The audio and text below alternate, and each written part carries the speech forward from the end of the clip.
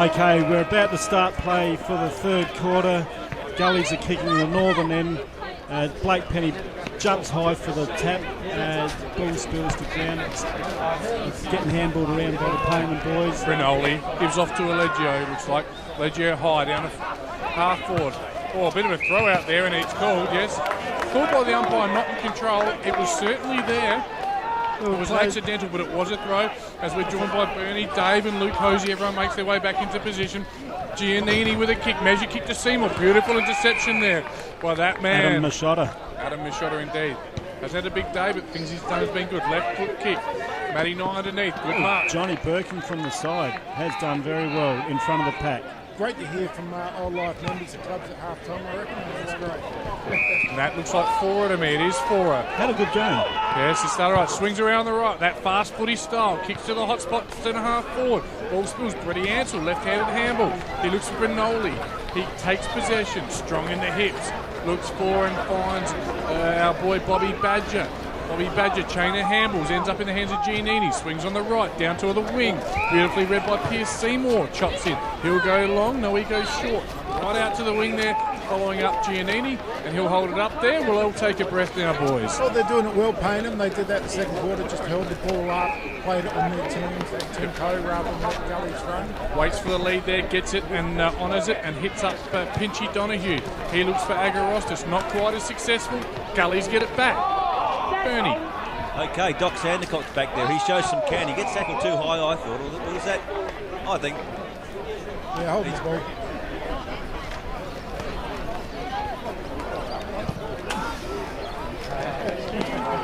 Payneham into the pocket. As Payneham plays and it's rolled out of bounds there, and there'll be a throw in 30 metres out in the left forward pocket heading to the southern end for Payneham. Thank you for the sandwiches, Bernie. Much appreciated. My pleasure.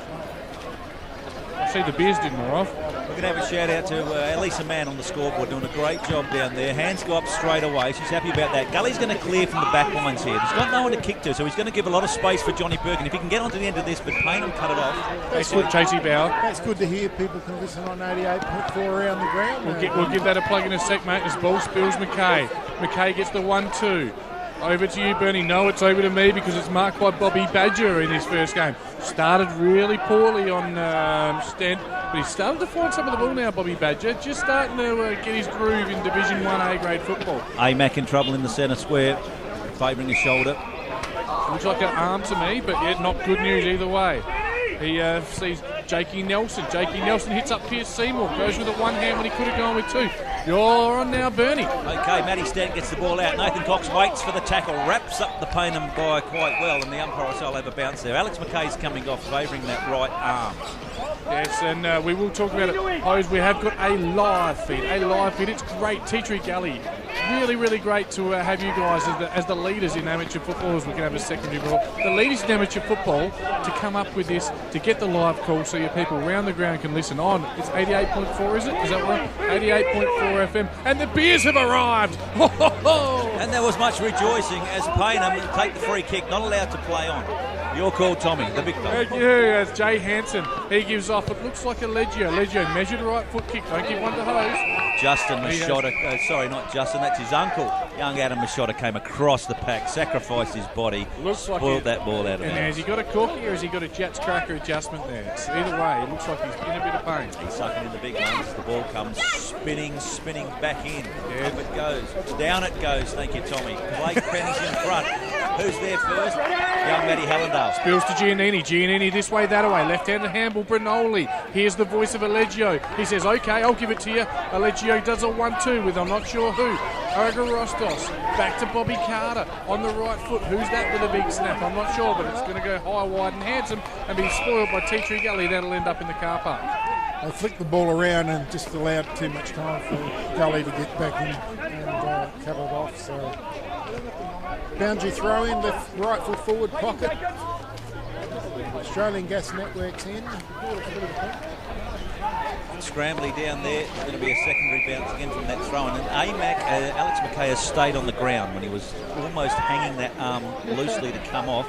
He's still on the ground, so maybe he's shaking that off. Comes out the back to Dylan Shoalmaker. He runs towards the Payneham goal. It gets cleared to Tommy Bealby. He flicks it out. There's a kick from Adam Machota looking for Chris Fora. He competes the ball. There's Payneham players everywhere.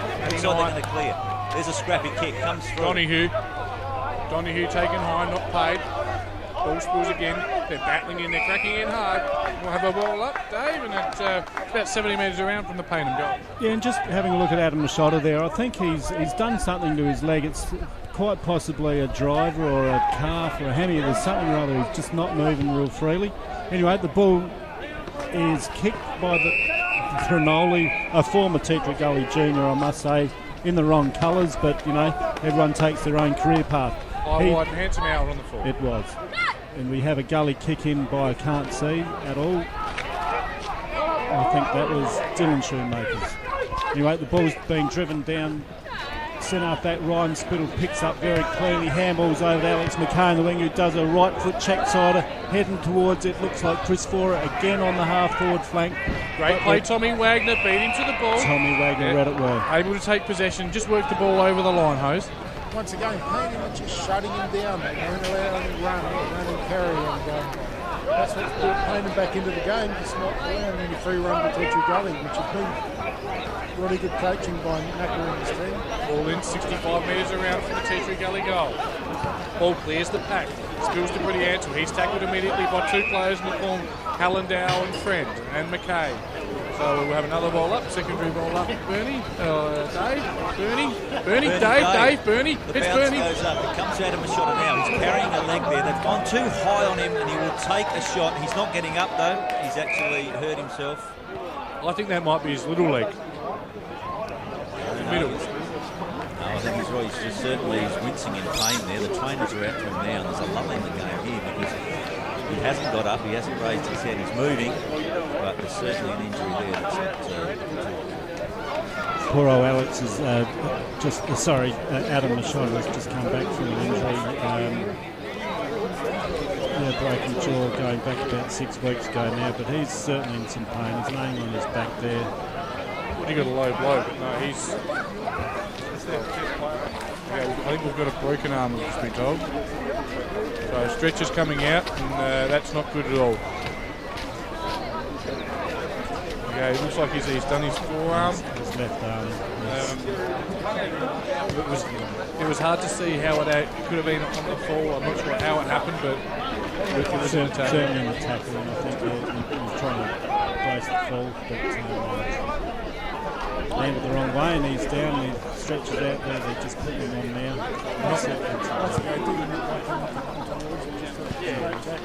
No, we'll just take a quick look at the South Wales Football Club scoreboard. It's Tetra Gully 7 goals, 6:48 to Payneham Norwood Union 7-3-45. Early in the third, we've got a lull in play, and they're just trying to support him. He's actually going to walk off of his own accord, which is certainly not a well boy. He's in a lot of pain. Well, you don't want to speak. We were told it was arm or forearm by a Tetra Gully person, but it looks more like shoulder to me. I could be wrong. Well, he was certainly limping. I was saying a minute beforehand. His left leg wasn't right. Importantly, he hasn't come off through the interchange, so he certainly isn't coming back on. So he's going straight down the race, straight to the change. Just a quick score from Ted Dominic's ground. Pertaringa up by 2 points, 7-8-50 to Blackfriars 7-6-48. So the free kick now will be taken by Chatty Shoalmakers, 70 metres out. It's on the half forward flank, and Payneham had plenty of time to set up. Driven in straight 20 metres out, directly in front of goals. The ball spills to ground, and we have there Dylan Shoemakers diving for the footy, but there's going to be a toss-up. No one likes to see anyone hurt like that, so there's a bit of a lull in the crowd. No, that's right. The game goes on, however. It's around the centre forward position for the Gully's northern end. Another toss-up. Players get themselves into position. Up the ball goes, 4 up for ruck. Roved by a Gully player who I cannot see, Zach McKay, but he's ferociously tackled by the Norwood boys, and another toss-up. Young Tommy Wagner have a run on the ruck. This is He wins the tap too, wins it down, Flint down, collects the crumbs, busts Burst through the through the pack.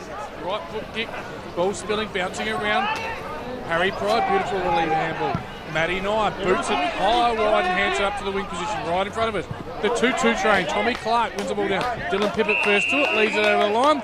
We'll have a ball in true centre wing position right in front of us. Good tussle there from the boys. That was both Pippett and the new fella Vanderhart for the Gullies. Thought there could have been a free kick to Tommy Clark from Payneham for holding on there, but it wasn't.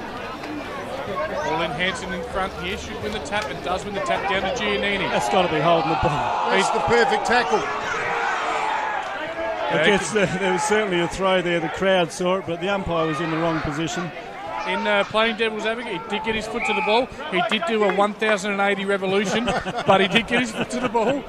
Ball up here, centre wing position. Hanson with a slap out of the ruck down It's to... tough work there. It's tough work. Harry Pride, he's tackled, and now we've yelled holding the ball once. We're going to yell holding the ball every time anyone does anything, unfortunately. Spittle comes off and Matt Extent goes on. Blake Penny's about to go on as well. The Gullies bit of byplay off the ball there. Yes. Oh, scissor kick through mid-air. Who was that? Pierce Seymour, collected by Gullies at Stent. Underground handball collected by McKay. McKay now Hallandale. Hallandale on the left. Bilby on the left. Sorry, Bilby. Drives towards Trent Melville at full forward. Ball spills to ground. There's still Gully plays getting at the footy, and it is left in the hands of Dylan Shoemakers as the ball is pushed out of bounds. Gully's left-hand forward pocket. Early on I gave the points to Justin Machado, but now I'm starting to give it to Macca because this closed down style is just not allowing Gullies in the free ball. No, that's right. The pressure's on. Payneham picked this game up very well. Yeah, big throw in again. Wagner from behind, punches down, doing okay in the ruck early, but it's all Gullies at ground level. It's Bilby. The danger. He's got a high tackle. He's claiming for the tackle. The umpire said, "I'm not having any of it." You might have ducked your head slightly, young man. But we are 35 metres out. Payneham are just gorging stoppage after stoppage after stoppage, and it's just not getting any free ball for Gullies, which is it's how they want the game played on their terms. Trent Melville hasn't been in the game since that goal in the first quarter, so he's a big, slow mover at the moment, and if he can get into the game on his lead and they can find him, the ball's getting scragged and pushed and shoved around everywhere, but with no real fluency into the forward line for the Gullies. Another stoppage. Well, you just have a look at all the players in the forward line to the Gullies at the moment. There's no one past centre.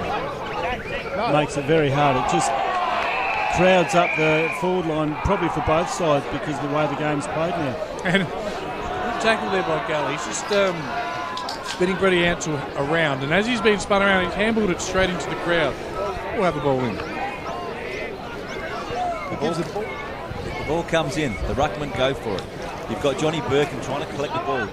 Out comes the handball to Johnny Birkin on the move. I think he's clicked it around his body, and I think he likes it. It's a great goal by Johnny Birkin. Alex McKay won the ball from the tap. Johnny Birkin ran past, got it on his right foot, and through it went. A much relieved goal for 2-3 Gully. Yeah, beautiful right foot snap through the uprights at the northern end, the Ray White real estate end. Looking at the South Wales Demons Football Club scoreboard, it's Teacher Gully 8 goals 6, Payneham 7 goals 3, and that's a massive fine having your phone on at the commentary desk. Dave Prasanti. He's got the bar beers tonight after the game, that's for sure, guys. Of course, you could be listening on Mixlr, of course the app, or you might be listening on the website, or you could be listening on Coast FM, but wherever you're listening, we thank you, and we'll keep you tuned. We have a ball up here, Hanson versus Penny. Penny wins a left-handed tap down. Ball spills. Agarostas tries to get a left foot kick to it. Ineffective. Won by the Gullies. It's Birkin, the man that just kicked the goal. Over to Spittle. Spittle goes long. You're on. Trent Melville, thank you very much. That's what we just talked about there. But the nice clean break too in the centre. Blake Penny, beautiful tap ruckman, went down to the Gully players. They worked their way through the centre there. Came to Ryan Spittle, who's beautiful with his execution. Trent Melville, he's kicked one from here in the first quarter. Can he make it 2-0? Probably not as close to the boundary line this time. Probably the easier shot, so there's a chance he'll miss it. Been held relatively well today by Chase Brown. He's popped it up and the umpire's gone. How big is it again? It's about that long. About 6 points worth. There you go. Thank you very much. And Lisa Mann on the scoreboard. She's very quick getting the scores up there. Yes, she is doing a fantastic job there, Lise, and she'll give us a wave when she finishes that. But you haven't her lad playing in the middle, Blake Penny, big ruckman, so she's watching her son as well as doing the scores for the Gully team. Teacher Gully with a 15-point lead now, very handy lead. Just kicked a couple there. Payneham will need a centre clearance. The Gully's midfield is just starting to get some ball here, some quality ball down to those forwards. Just to see how this ruck goes now. They've been toiling all day, Payneham. Yeah, held when he didn't have it there, Brady Ansell. It'll be a free kick to Payneham. Brett Ansell, the left footer, former Central Districts player. Kicks long, hits up Pierce Seymour, drops what he should. You wouldn't see Pierce Seymour drop too many of them. Simple overhead mark, uncontested, just spilled. And we'll have a ball up now, 60 metres out from the Payneham goal. Just tried to jump there too early, didn't he? He was trying to get it at the highest point, but he ended up just getting underneath it. So it's a ball up. Blake Penny gets the tap down. And ball straight down to Woody Drummond. He's wrapped up. And we'll have a secondary ball up now again. Or is it a third ball up there, Bernie?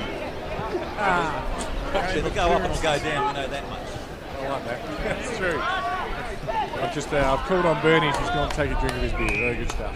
Thanks, of course, to the Tea Tree Gully Football Club for hosting us and for all the support along the journey for the live call. As we'll have a ball up here. Third man up, Pierce Seymour, but rove well by Gullies, and he's wrapped up. We'll have another ball up. Welcome back, Dave Sandy. Yeah, apologies, viewers. I mean, when the phone rings and listeners, if your daughter rings, you cannot say no. And there's also a famous Gully man up in the car park there, Mr. Ray Goods. I'd just like to say hello to you too, Ray. And while we're at it, thanks very much to Lisa Mann on the scoreboard, doing a great job. Just getting a fair bit of airtime as Gullies clear the ball, but looks like a free kick and 25 metres. You've got to give the ball back directly. Is it 25 metres? It is 25 metres. Come on up here, I think. No? No, it's good for the people around the ground also. The listeners, great. People are waving. So, yeah. It is 25 metres, the smallest 25 metres I've ever seen. But it's going to be Athanasi Agorostis lining up there. He's got a beautiful left foot kick. He's going to take his best kick. He's going to kick from 50 on a 45-degree angle. But he's set himself to kick this one. should get the distance. It's a big kick. Looks like he's hooked a little bit. Just the one behind. Doc Sander Cock to bring the ball back into play for Tea Tree Gully. Let's see how they work it through here. What's Macca got in store for the Gullies as they try to get out of their defensive? He's looking for somewhere to go. Takes a step back. Goes short. Finds Dylan Schoenmakers. Just offering a option there. He goes straight to the middle. One-on-one. Matthew Stent. Why wouldn't you? He's pushed out and he'll get the free kick. So that's a nice little soft one, I thought, there. He's gone over to the outer side of the ground with a big booming kick. Ryan Spittle will take this and he'll probably have a bounce. Actually, he goes to Pete Persinos. He'll wheel around onto his deadly left foot. He's just gone bang. Trent's trying to get back there. The ball is carrying and bouncing out of bounds to the left forward. Probably a missed kick there from Pete Persinos, but the fat side was where it was always going to go, and Melville maybe could have done a little bit better that time. As Harry Pride makes way for Bobby Badger. This goal umpire throws it right back into the corridor. He's really good. Boundary umpire, yes, he certainly does. Yep. But there'll need to be a weight to it next quarter when the other guy's over here. He throws high and shallow, so it's food for thought there, Bernie. Well, it is, and there needs to be more consistency with that because it's going to frustrate some players. But anyway, the ball goes up. It's still in the Gully's forward 50. There's a big wrap up there. Johnny Bergen looking for a little bit. He wasn't going to get it this quarter. Game's just a little bit of a lull now. Plenty of stoppages, plenty of people around the ball. Over the top, third man up was Dylan Schoenmakers, wins the ball down. Pete Persinos gets wrapped up there. Yeah, straight away, immediate tackle as Alex McKay waited to go back on. Sooner or later, for Payneham to win this, you're going to have to break this stoppage football and get a bit of free flow and kick the goals. Matty Stent gets the ball in the meantime. He tries to wheel around to hook the ball. It's a floaty mongrel punt kick. It's gone right up into the air. Zach McKay couldn't get it. Matty Hallandale spins it back into the very dangerous position in front of goal, and Payneham will get a free kick from somewhere. No, that was there. Tommy Wagner's put his body on the line there. He's gone between two Gully players. One of them didn't have their eyes on the ball, made contact with him. It's a free kick, and he's out of the way. And a beautiful left foot kick, especially from Payneham. Looks for Pierce Seymour. Good spoil by Tea Tree Gully. Ball spills to the ground. Straight into Pierce Seymour's back. He'll get a free kick. Maybe a little lucky. Hits Matty Nye on the overlap. Matty Nye goes out wide. Finds Donahue. First touch for the quarter, I think. Comes into it. Hits Pippet up. Pippet on centre wing now. Payneham with a little bit of method moving forward, but they kick it straight to that man Stent. Matt Stent's having a fantastic game, whether he's forward, back, mids. He's just laced it out here nicely. Zachy McKay wants to take it and run. That's the nature of his game. He's got nobody to kick to, so he's going to hope for Pete Personos to go up against 5 Payneham guys. The ball's spoiled. There's a saddle put on the Payneham guy there, and that'll be wrapped up nicely because it keeps it in the Tea Tree Gully 50 zone.